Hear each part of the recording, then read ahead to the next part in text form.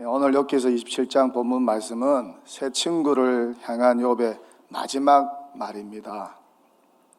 3라운드 논쟁도 이제 끝이 납니다. 빌닷의 세 번째 말을 끝으로 친구들은 더 이상 욥에 대하여 발언을 하지 않습니다. 이 욥이 새 친구를 향해서 마지막 포문을 엽니다. 그동안 얼마나 당했습니까? 새 친구를 향한 욥의 마지막 발언이 욥기서 26장에서부터 31장까지 무려 6장에 걸쳐서 이어집니다. 특별히 오늘 본문 말씀은 아주 무서운 말씀입니다. 비참한 악인의 운명, 비참한 악인의 최후, 비참한 악인의 심판에 대한 말씀입니다. 조금 전에 여러분도 본문 성경 말씀을 읽으면서 어느 정도 감을 잡으셨겠지만은 굉장히 두렵고 떨리고 무서운 말입니다. 어떻게 보면 악담이요 저주라고 할 수가 있어요. 비참한 악인의 최후, 비참한 악인의 운명, 비참한 악인의 심판에 대한 말씀입니다. 악인은 비록 자손이 많다고 해도 모두 전쟁에서 죽고 말 것이다. 그 자손은 배불리 먹을 것이 없을 것이다. 살아남은 자는 또 열병으로 죽어 매장될 것이다. 악인이 돈을 셀 수도 없이 긁어 모으고 옷을 산더미처럼 쌓아 놓아도 엉뚱하게 의로운 사람들이 그 옷을 입게 될 것이다. 엉뚱하게 정직한 사람이 그 돈더미를 차지하게 될 것이다. 악인이 지은 집은 거미집 같고 밭을 지키는 일꾼의 움막과 같을 것이다. 악인이 부자가 되어서 잠자리에 들지만 그것으로 마지막이 될 것이다. 다음 날에는 눈을 떠보면 아마 알거지가 되어 있을 것이다. 두려움이 홍수처럼 악인에게 들이닥치며 폭풍이 밤중에 그들을 썰어갈 것이다. 동풍이 불어와서 그들을 그 살던 집에서 썰어갈 것이다. 악인이 도망치려고 안간힘을 써도 동쪽에서 오는 폭풍이 사정없이 또다시 불어닥쳐서 그들을 날려버릴 것이다. 악인이 도망가는 동안 폭풍이 또 불어닥쳐서 무서운 파괴력으로 그들을 공포에 들게 할 것이다. 사람들이 그 광경을 보고 손뼉을 치며 비웃고 악인을 자기 처소에서 몰아낼 것이다. 근데 이 비참한 악인의 최후, 이 비참한 악인의 운명, 이 비참한 악인의 심판에 대한 말씀을 욥이 과연 누구에게 했느냐는 것입니다. 욥이 과연 이 말을 누구에게 했느냐는 것입니다. 여기에 여러 성경학자 간의 이견이 있습니다. 하지만 문맥상으로 볼 때 욥이 새 친구에게 한 말이라는 것을 부인할 수가 없어요. 욥이 그냥 막연하게 악인이나 포악자가 받게 될 비참한 운명에 대하여 일반론적으로 말한 것이 아니라 새 친구를 특정하여 새 친구를 겨냥하여서 한 말씀이 분명합니다. 왜 그랬을까? 왜 새 친구에게 욥이 무서운 말을 하게 되었을까? 어떻게 보면 정말 욥답지 않은 행동이고 욥답지 않은 말입니다. 어떻습니까? 욥은 온전하고 정직하고 하나님을 경외하고 악에서 떠난 자입니다. 그렇게 거룩하고 성결하고 의로웠습니다. 누구보다 자녀들 신앙으로 잘 양육했습니다. 그렇게 하나님께 인정받았던 욥입니다. 그런 그가 왜 이렇게 무서운 말을 친구들에게 하고 있을까? 새 친구를 악인으로 규정하면서 저주와 악담을 퍼부고 있을까? 그가 다 잃고 고통 중에 있어서 이제 다 살아서 이제 잃을 것도 없으니 이런 막말을 했을까? 이런 무서운 말을 했을까? 아니면 욥이 제정신이 아니어서 그랬을까? 몸도 뼈밖에 남지 않고 이빨도 없고 잇몸밖에 없으니까 온 몸이 상처투성이가 되었으니까 그래서 정신이 혼미하여 이런 말을 했을까? 몸이 너무 아파서 헛소리를 한 것일까? 아니면 욥이 사탄에게 사로잡혀서 이런 악담을 친구들에게 한 것일까? 왜 이런 욥이 이런 무서운 말을 제 친구에게 내뱉고 있는 것일까? 왜 그랬을까? 여러분, 왜 그렇다고 생각하세요?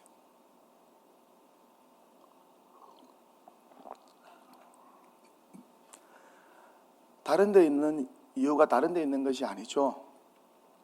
그동안 새 친구가 고통 중에 있는 욥에게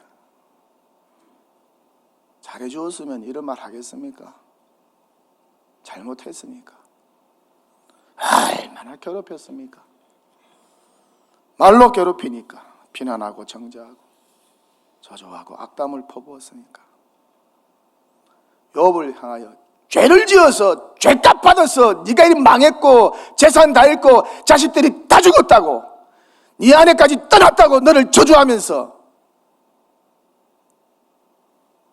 그렇게 욥을 악인으로 정죄하고 죄값 받아서 이렇게 망했다고 말을 하니까 욥이 화가 나고 너무 상처를 받고 가슴 아팠어. 새 친구에게 복수로 보복하면서 퍼부은 것이 아닐까. 여러분, 착한 사람들이 화나면 굉장히 무섭습니다. 한번 착한 사람이 뒤집히면요 못 말립니다. 이런 어떤 느낌이 오늘 본문 속에 흐르고 있는 것이 아닐까. 여러분이 알다시피 그동안 욥은 3대1로 싸웠어요. 위로하러 온 친구들이 돌변하여 자신을 악인이라고 죄인이라고 포악자라고 그래서 이런 환난을 당하게 된 것이라고, 더 나아가서 자네들이 죄를 지어서 망한 것이라고 환난을 당하고 다 잃고 건강까지 잃게 되었다고 계속해서 욥을 비난하고 정죄하고 공격했습니다. 죄를 지으시니 죄값을 뺏은 것이라고, 죄를 지으시니 속히 회개하라고, 이것만이 살 길이라고. 이렇게 친구가 독서를 퍼부으면서 고통 중에 있는 욥을 위로하지 못하고 그를 코너로 몰았습니다. 코너로 몰고 두들겨 팼습니다. 하지만 욥이 넘어지지 않고 계속 자신의 온전함을 항변하면서 견뎠고 논쟁을 이어갔습니다. 새 친구의 교만과 무지로 위로가 논쟁이 되어버린 것이죠. 이것 때문에 욥의 심령이 만신창이가 되었어요. 몸도 만신창인데 새 친구들 때문에 심령이 만신창이가 되었어요.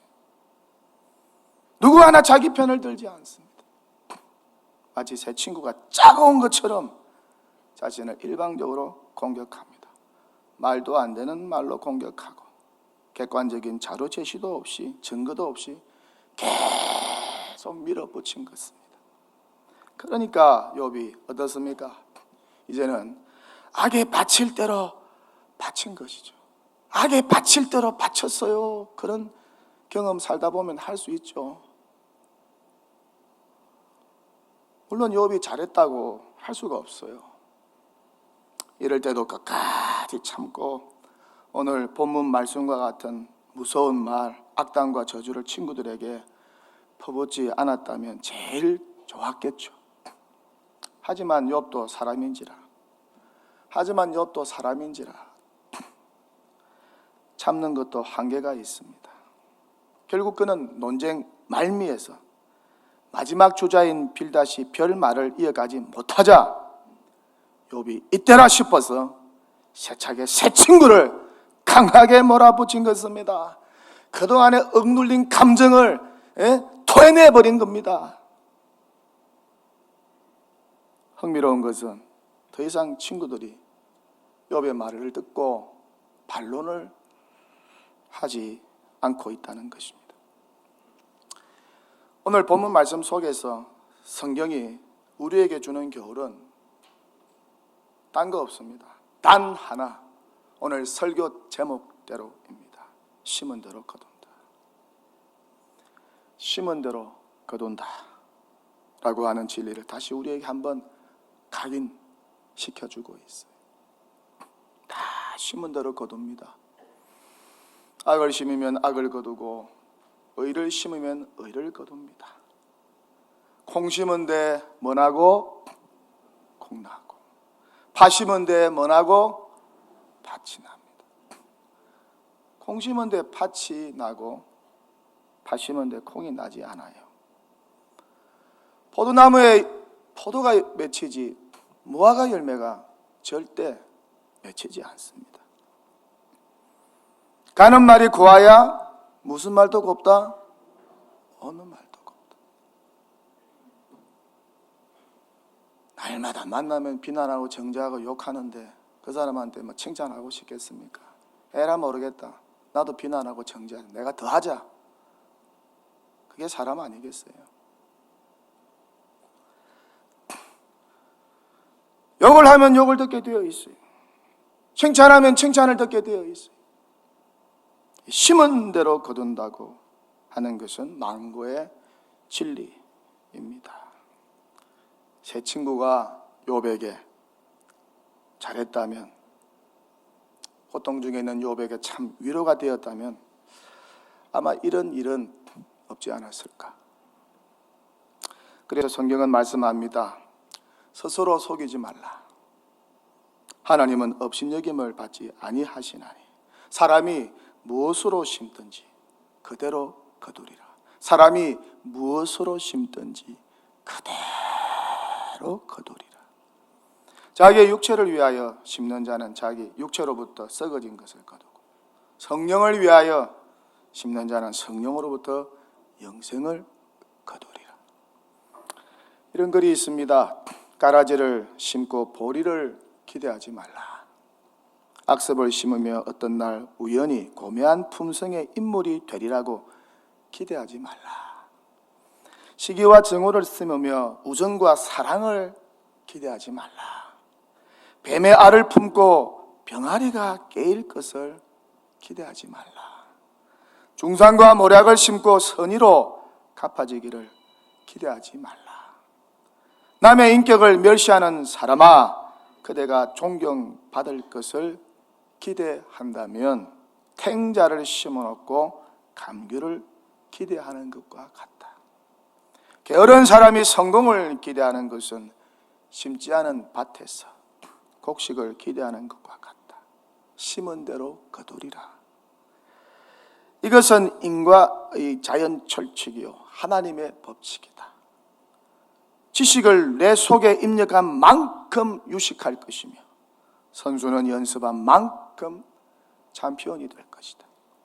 육으로 심은 것은 육이요 영으로 심은 것은 영이니 내 인생의 밭에 영원한 하나님을 심어 양질의 영원한 생명을 거두자.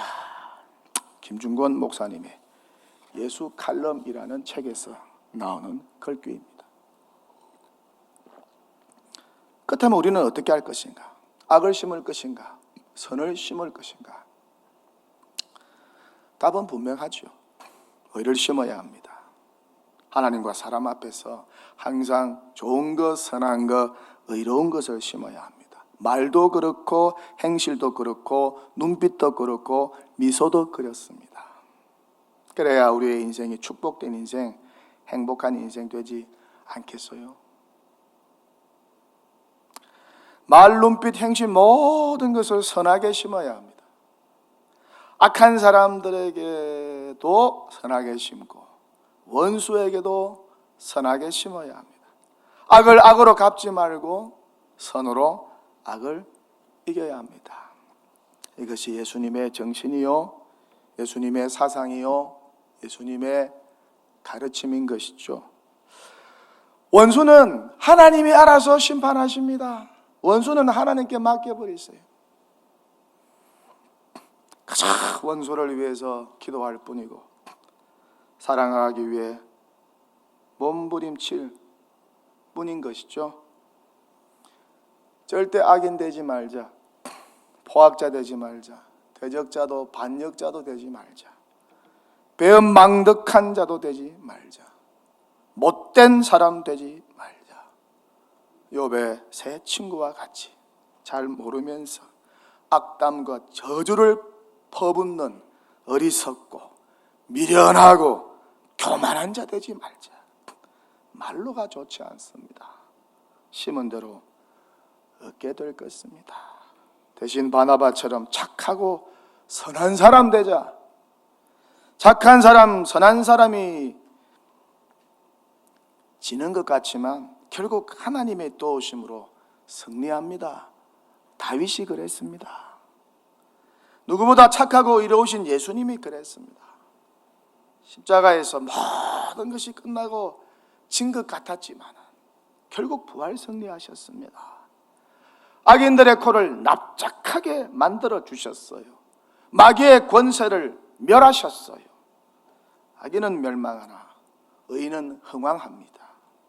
하나님의 축복을 받습니다. 형통하게 됩니다. 이것이 성경의 진리요 공의요 하나님의 법입니다. 심은 대로 거둡니다. 선하고 좋은 것, 의로운 것 심자. 악하고 나쁘고 더러운 것 심지 말자. 모르겠어요. 지금 우리의 현재는 과거에 우리가 심은 것에 대한 결과요, 열매가 아닐까? 어떻게 생각하십니까? 톨스토이의 소설 가운데 나오는 이야기입니다. 어떤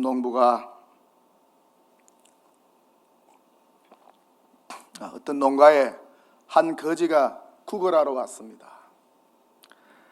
농부의 밭에는 토마토도 있고 오이도 있고 가지도 있고 많은 다양한 열매들이 있습니다.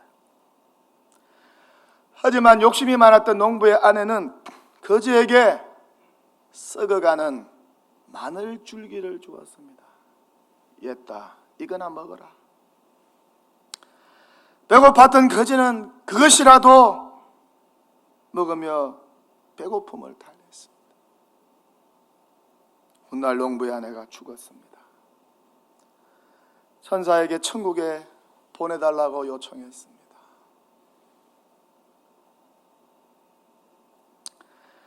천사는 마늘 줄기를 주면서 이거 잡고 천국으로 올라오라고 했습니다. 그런데 그 마늘 줄기는 썩은 것이었습니다. 농부의 아내는 천국으로 올라가다가 그만 줄이 끊어져 지옥으로 떨어졌다는 이야기. 1928년 헝가리에서 태어난 유명한 종군 기자 엘리 위셀, 이 사람이 밤이라는 책을 출간했습니다. 이 책에 나오는 이야기입니다. 제2차 세계대전 당시 독일에서 살고 있었던 유대인들이 우리가 잘 아는 것처럼 나치 정권 하에서 대량 학살을 당했습니다. 이때 이 일의 주동자 독일인 루돌프 아이히만, 여러분이 잘 아실 거예요. 이 아이히만에 의해서 600만 유대인들이 비참하게 죽어갔습니다. 하루는 아이히만이 거리에서 큰 장대를 세우고 한 어린 소년을 목매달아서 두고 많은 사람들이 그 밑으로 지나가게 하였습니다. 참 비참한 모습이죠. 마침 그때 그곳을 지나가던 종군기자 엘리 위젤이 그에게 묻습니다. 하나님은 어디 있느냐? 하나님은 어디 있느냐? 그러자 아이히만은 능청스럽게 답합니다. 지금 저 소년과 함께 죽어가고 있다. 지금 하나님은 저 소년과 함께 죽어가고 있다. 전쟁이 끝났습니다. 아이히만은 잠적해버렸습니다. 그러다가 아르헨티나 어느 산골에서 이름까지 고치고 숨어 살았습니다. 그렇게 끝날 것 같았습니다. 그러다가 이스라엘 비밀 경찰에 의해 체포가 되고 전범 재판소에 회부가 되었습니다. 이에 엘리 위젤은 그의 책을 통해서 두 번째 질문을 던집니다. 하나님은 어디 있느냐? 하나님은 어디 있느냐? 그러면서 답을 이어갑니다. 하나님은 지금 아이 희만을 심판하고 계시다. 아이 희만을 심판하고 계시다. 미국 기업가들 사이에 이런 말이 유행합니다. 하늘은 열심히 사는 사람들을 돕지 않는다. 하늘은 열심히 사는 사람들을 돕지 않는다. 보통 우리 그렇게 생각하죠. 하늘은 옳은 방법으로 일하는 사람을 돕는다. 하늘은 옳은 방법으로 일하는 사람을 돕는다. 불법을 심지 말고 늘 옳은 방법을 심으십시오. 그 사람이 바로 그리스도입니다. 저는 오늘 우리 시대와 사회, 정치, 경제, 문화, 우리 교회를 바라보면서 심은 대로 거둔다고 하는 이 만구의 진리가 적용되는 것을 보면서 자주 웃습니다. 자주 웃어요. 이야기 하나 하고 설교를 마치겠습니다. 미국의 유명한 병원 존스 홉킨스 병원 여러분 잘 아시죠? 이 병원의 공동 설립자 중에 한 사람이 하워드 켈리 박사입니다. 그는 미국의 유명한 산부인과 의사이기도 합니다. 이분이 가난한 고학생 시절을 보냈습니다. 가난하였으니까. 학자금을 마련하기 위해서 집집마다 돌면서 방문 판매를 했습니다. 그러다가 어느 날 몹시 배가 고팠습니다. 돈은 없습니다. 주머니 보니까 10센트밖에 없어요. 한 끼의 식사 사 먹지 못합니다. 그래서 아무 집을 두들겼습니다. 그 10센트를 주고 먹을 걸 좀 구걸하기 위해서. 근데 문을 두드리니까 너무 아름다운 아가씨가 문을 열어줍니다. 하워드는 아가씨가 너무 아름다워서 말문을 잇지 못하고 그냥 끼니를 달라고 하는 말 대신에 물 한 잔을 부탁했습니다. 물 한 잔만 주세요. 물 한 잔만 주세요. 하지만 그녀는 눈치를 채웠습니다. 배가 고파서 문을 두드렸구나. 그래서 물 대신 큰 컵에 우유를 채워서 한 잔 그에게 주었습니다. 하워드는 너무 고마웠습니다. 우유를 천천히 마시고 10센트를 우유값으로 내밀었지만 그녀는 받지 않았습니다.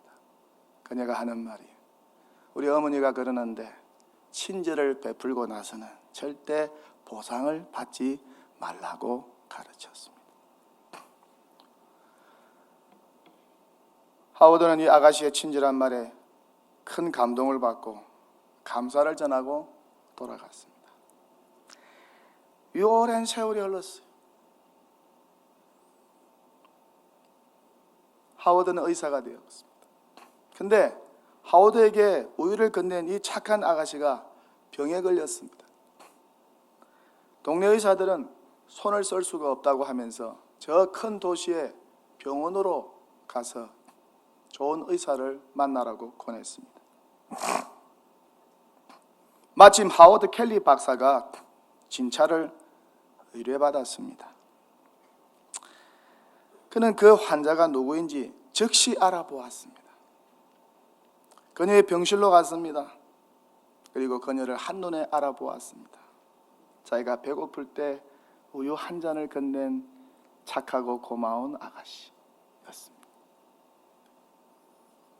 연구실로 돌아가서 그는 그 아가씨를 살리기 위해서 최선을 다했습니다.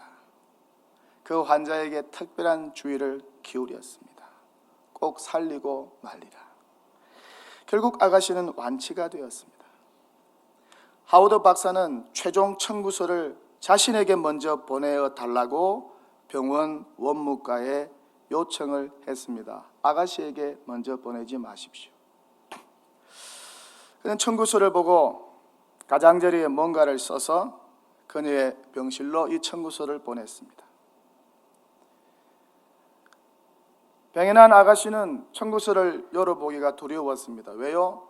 어마어마한 병원비 때문입니다. 미국 생활 해보신 분 알겠지만 미국 병원비는 어마어마합니다.